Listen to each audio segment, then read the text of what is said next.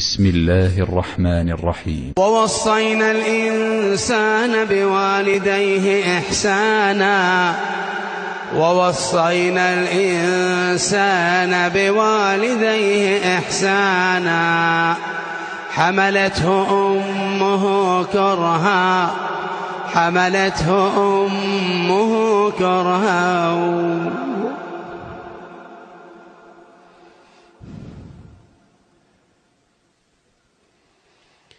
حملته أمه كرها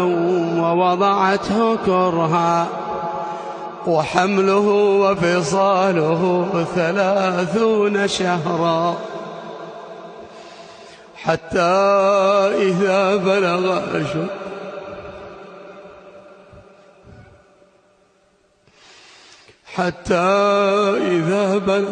أشده وبلغ 40 سنة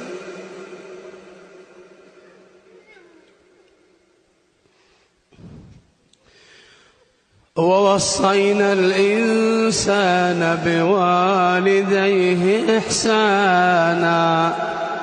حملته أمه كرها ووضعته كرها وحمله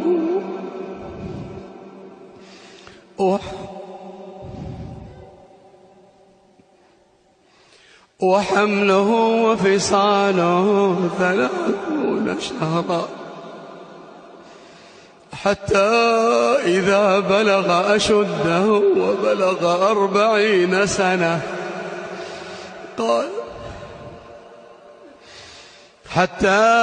إذا بلغ أشده وبلغ 40 سنة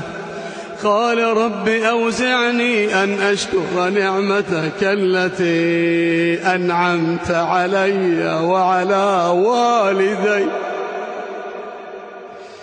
رب أوزعني أن أشكر نعمتك التي أنعمت علي وعلى والدي وأن أعمل صالحا